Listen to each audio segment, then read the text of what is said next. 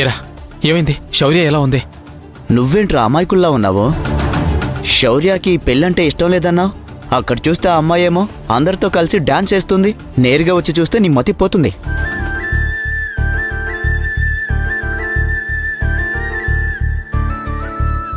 నువ్వు అనవసరంగా wrong decision తీసుకుంటున్నావురా. నువ్వేమో తన గురించి ఇక్కడ బాధపడుతుంటే అక్కడేమో తను నిన్ను మర్చిపోయి హ్యాపీగా ఉంది. రేయ్, నువ్వు దగ్గరుండి తనని మాత్రమే చూసావురా, తన మనసును చూడలేదు.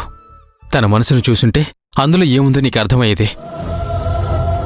సంతోషంగా ఉంది, డాన్స్ చేస్తోంది. ఇదంతా తన కోసం కాదు, వాళ్ళ అన్నయ్య వాళ్ళ కోసం. నిజంగా తనకు ఆ పెళ్లి ఇష్టం లేదంటావా? నన్నెంత ప్రేమించిందో నాకు తెలుసు.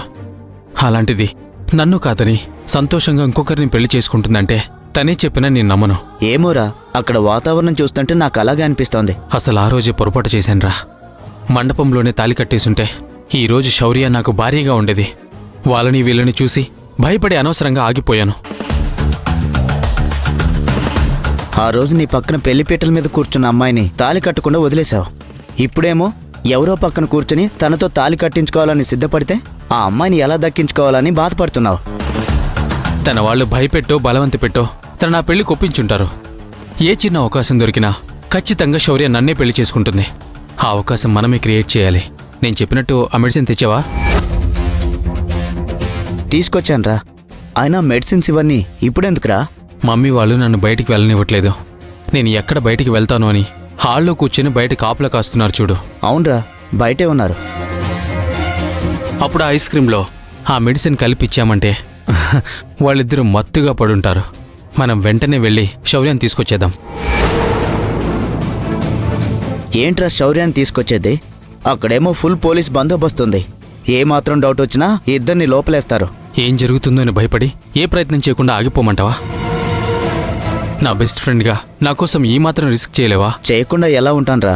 కాకపోతే అక్కడ రిస్క్ ఉందని చెప్తున్నాను అంతే. ఎంత రిస్క్ అయినా సరే శౌర్యాన్ని నైట్కి తీసుకొచ్చేయాల్సిందే.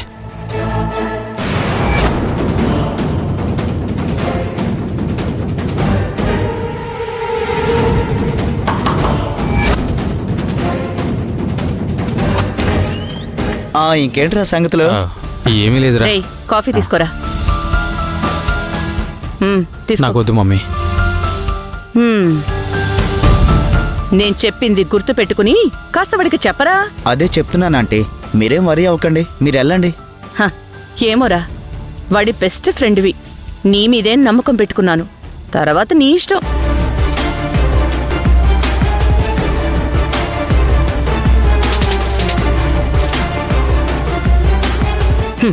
ఐస్ క్రీంలో మత్తు మందు కల్పించి మమ్మల్ని నిద్రపూచి వెళ్ళి దాన్ని తీసుకొచ్చి పెళ్లి చేసుకుందాం అనుకుంటావా? పర్వాలేదురా, నా తెలివితేటలు బాగానే వచ్చాయి.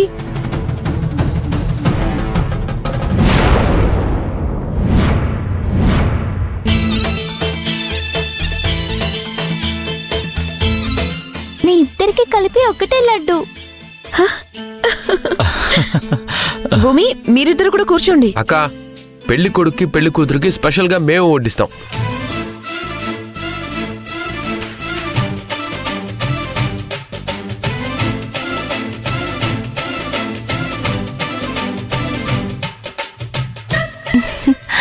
మాధవ్, అలా వడ్డించేస్తే ఎలా?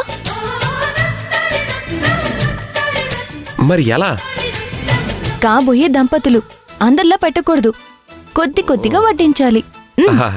కొద్ది కొద్దిగా అంటే? ఇలా ఇవ్వు, జరుగు. ఇలా. ఇదేంటి? ఎక్కువ తిని నిద్రపోతే మొహం ఉబ్బిపోతుంది. పొద్దున్నే పీటల మీద బాగా కనిపించాలి కదా, అందుకే ఇలా. ఇంతకంటే ఏం పెట్టకపోతేనే బెటర్ కదా. ఏమీ పెట్టలేదన్న చెడ్డ పేరు మాకెందుకు అరవింద్? భూమి చెప్పిందే కరెక్ట్. తను పెట్టింది తినండి, ఆరోగ్యానికి ఆరోగ్యం, ప్రశాంతంగా నిద్రపోతారు. ఇంత తింటే నిద్ర కూడా వస్తుందా? ఆకలితోటి తెల్లవారేదాకా జాగారం చేయాల్సి వస్తుంది. సరే, ఇంతగా అడుగుతున్నారు కాబట్టి మాధవ్ ఇంకొంచెం వడ్డించు. కొంచెం అంటే ఈ కొంచెమేగా. అంతే.